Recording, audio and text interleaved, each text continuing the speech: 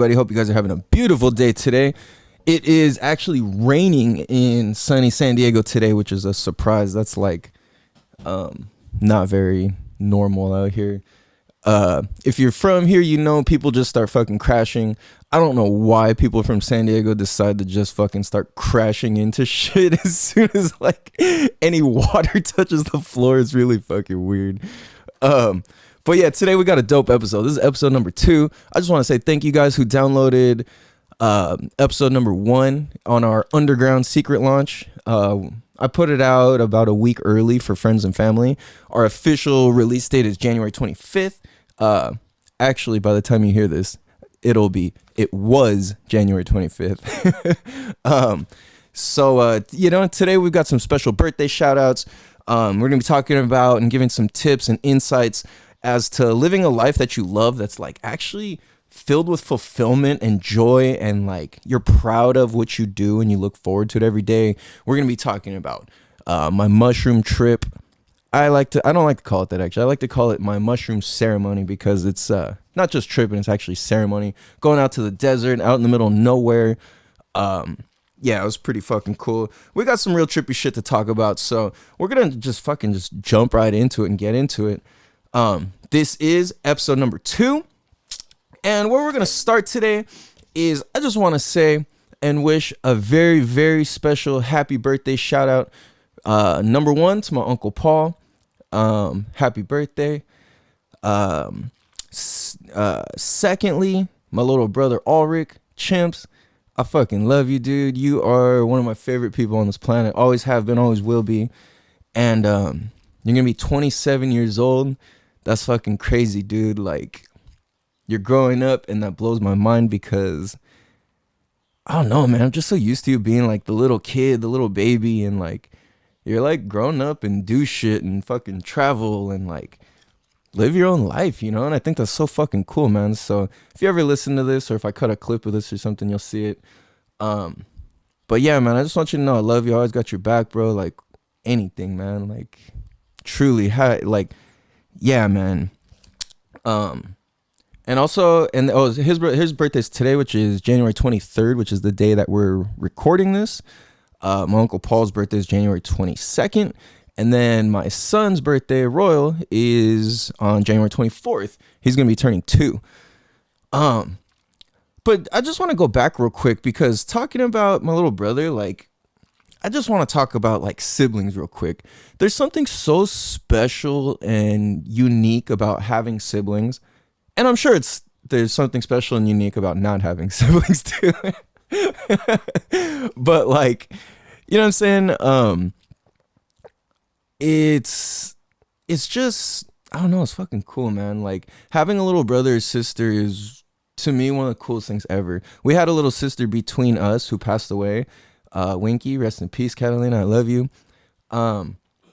And you know, it's just like that bond you have with your brother, your siblings, is like the coolest shit ever. It's something so unique and unreplaceable, because it's like mini you, and it's a trip, and vice versa. It's like, whoa, there's this bigger version of me almost. And it's crazy, because you could be complete opposites with your siblings, and like you're still the same.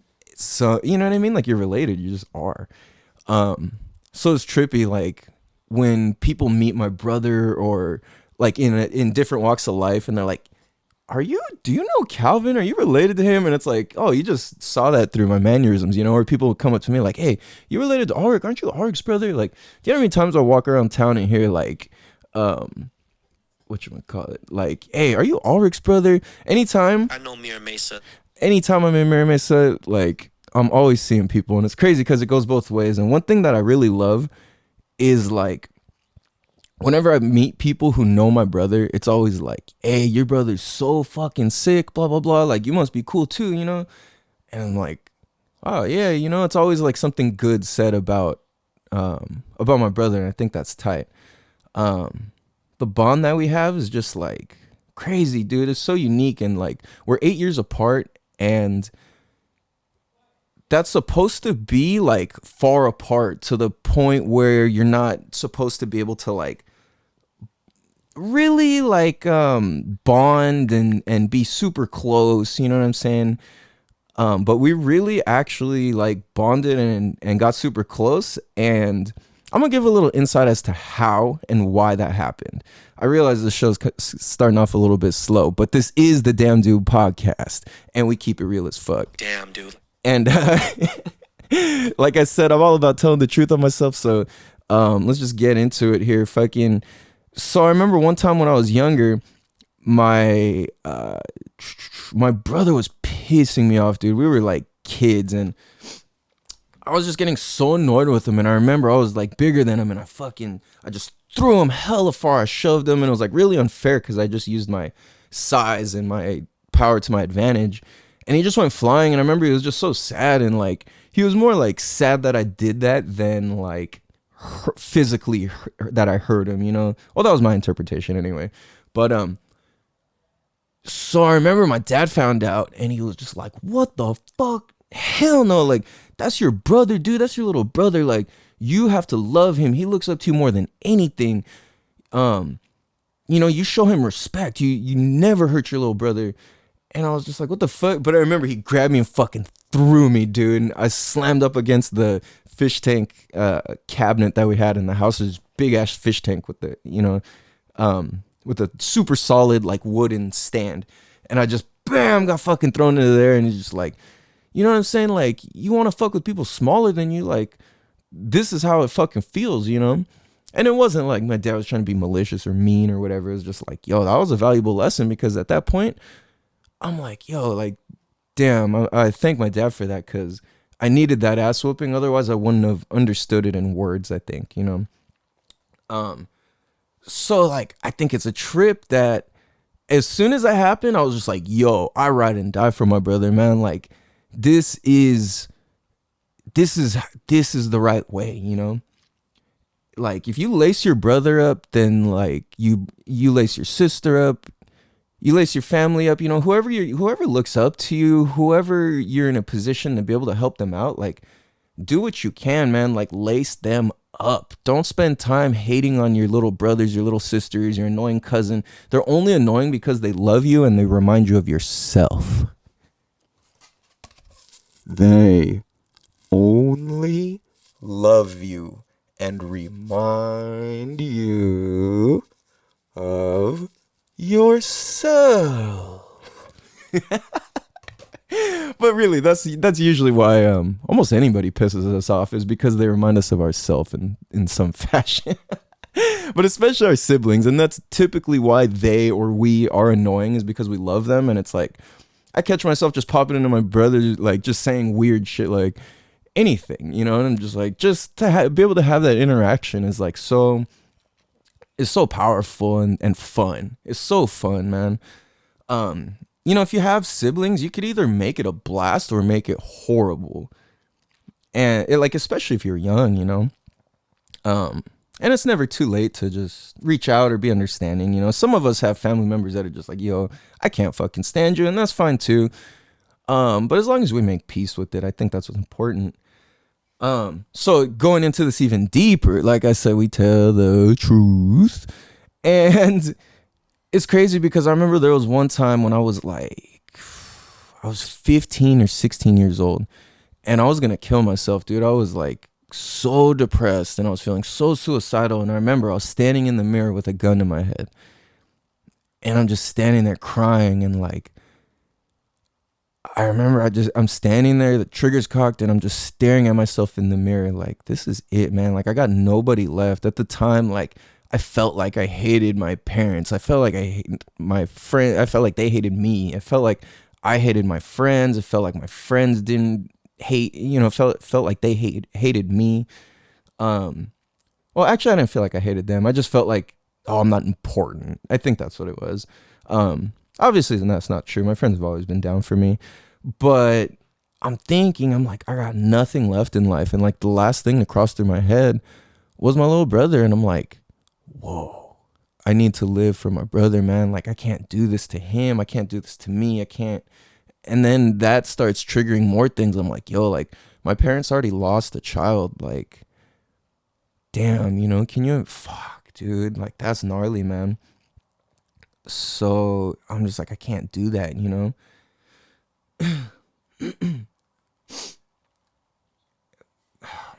It's crazy, dude. But I remember the last thought I had before I was gonna do some dumb shit was like, I thought of my brother. And in that sense, like, my little brother saved my life, man. Like, he wasn't even there, and like, his energy, his spirit, his being, him just being alive fucking saved me. So, I'm forever grateful for just his life and his presence and the opportunity to be an influence and a friend and a brother to my brother. So take advantage of that, you guys. Like, brotherhood, sisterhood is real. It's important. It needs energy put into it. It's like, invest into it. If you're fortunate to have cool ass siblings, man, like, I got chills right now, man. Like, that's how you do it. Like, on some real shit. Like, that's how you start being like a good person, is by being a good person to yourself and your family and those who are closest to you and like you. And that's crazy because that's going to tie into some other shit I'm going to get into when I talk about doing a mushroom ceremony in the desert and stuff like that. And this all kind of ties together. This episode is really cool because there's a lot of shit that kind of ties together, which is all very random, but it's like a lot of different things from many different walks of life, and there's commonalities between it all. So like, like I said in the first one, I jumped the fuck around, but I tend to always come back and tie my points together somehow. Oh, excuse me. I drank too much coffee too fast earlier, and I'm all cracked out feeling. So it's really interesting. So talking about like being a dope person for yourself and your family, your brother, your sister, your siblings, like being somebody who's a good influence and looking out.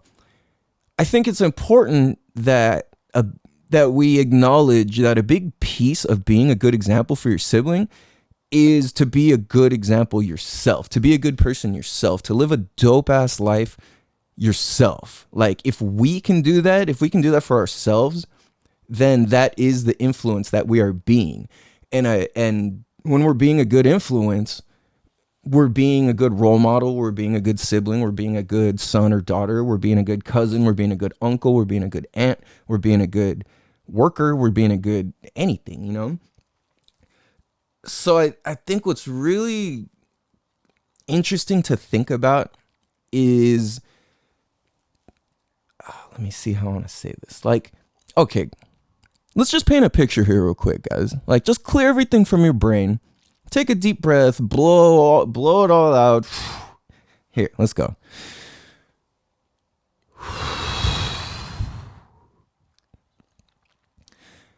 You guys feel fresh? You here? You with me? We're painting a picture, so I hope your canvas is clear. So draw in your ear and listen near. Whether you are far or wide, come inside, sit down by the fire, and let's paint this picture.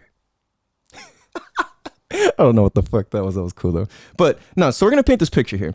And what this picture is, can you imagine if you lived your life, or if we all lived our lives, or if the people that we knew lived their lives in such a way that they got to use their mind, their body, their spirit, their creativity, their skills to be able to create something, to be able to bring fulfillment, and to be able to create something that brings fulfillment to yourself and joy to the world. Like, can you imagine? Like, the things you get to use your creativity on, like the things that you think are funny, the things that you think are deep, the things that you think are serious, the things you think that can make a big difference. Can you imagine if that's what you got to do for a living? Imagine if telling like corny ass dad jokes with your friends is something you love to do and you're just really fucking good at it. Or you're just the shit when it comes to like roasting your homies, or just coming up with like a fucking quick ass comeback, or like you can, or if you see, if you hear in music, if you see in art, if you feel in colors, if you You know what I'm saying? Like, yeah, that might sound crazy if you don't have one of those talents, but there's tons of them like that. And we all have our own mutant superpower in some way, shape, or form. You know what I'm saying? Damn, dude. And like, I think it's so important that we acknowledge what our little like quirk or superpower is and share that shit, because that's what makes us unique and special and dope. And that's how you live a positive life and be a good influence, is by doing shit that you love.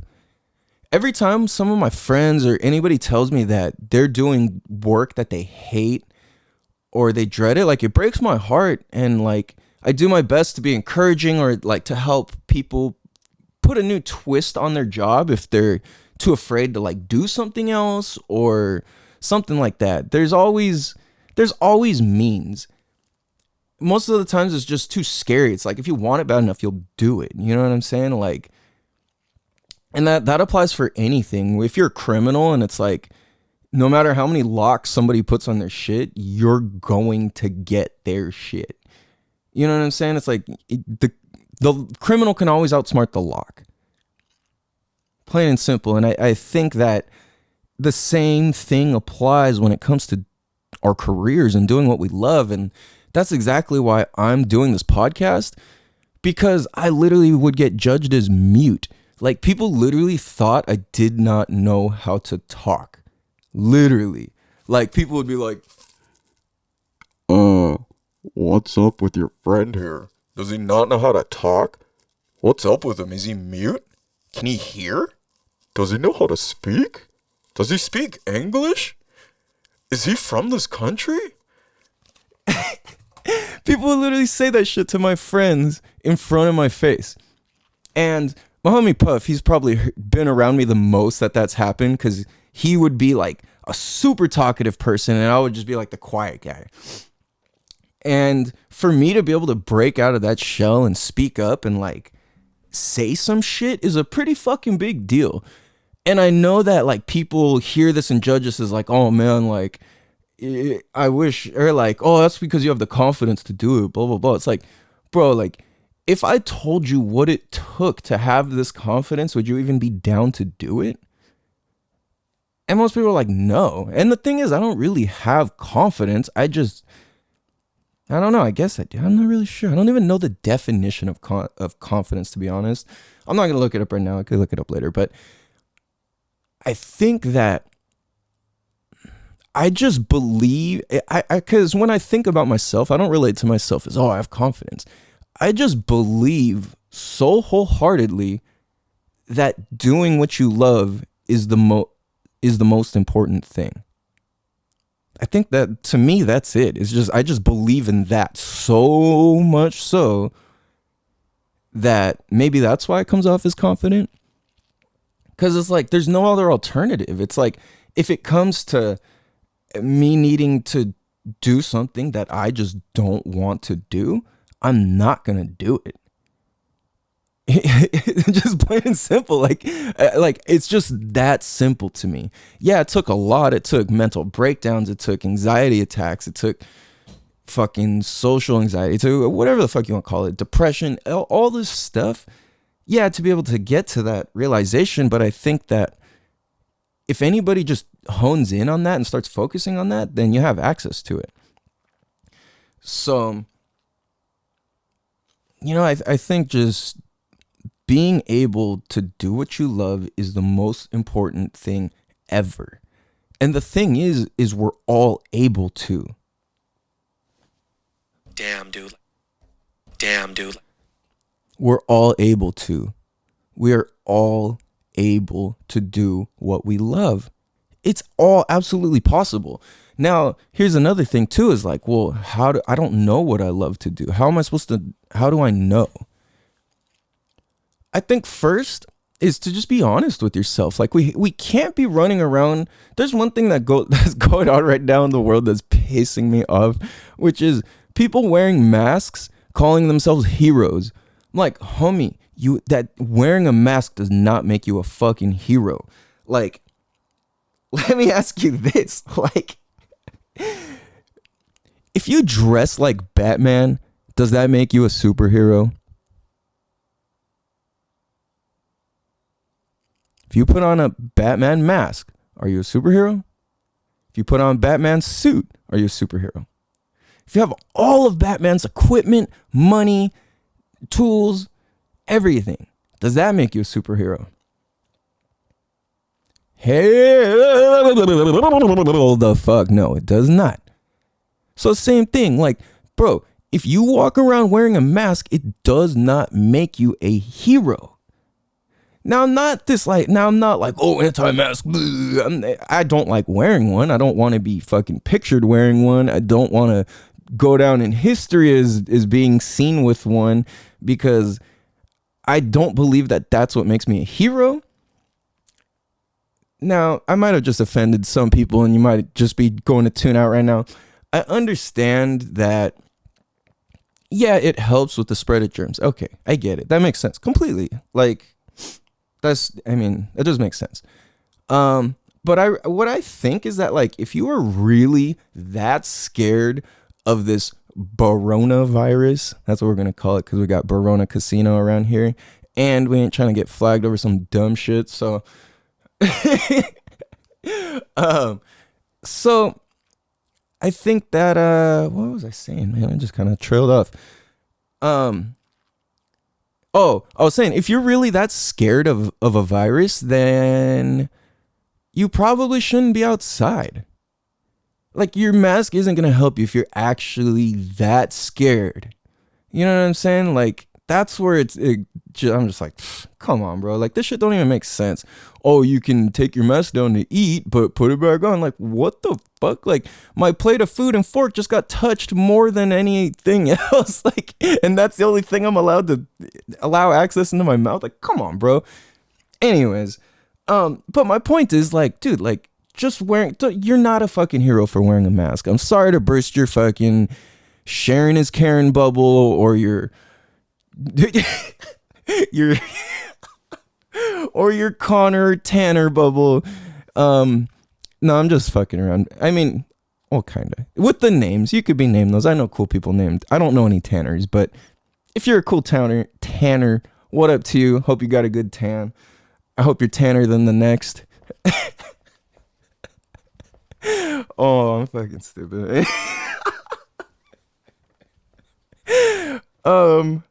Yeah, no, that doesn't make you a hero. So, like, I think what does make you a hero is if you do shit where you're actually making a difference with your skills, your ideas, your creativity.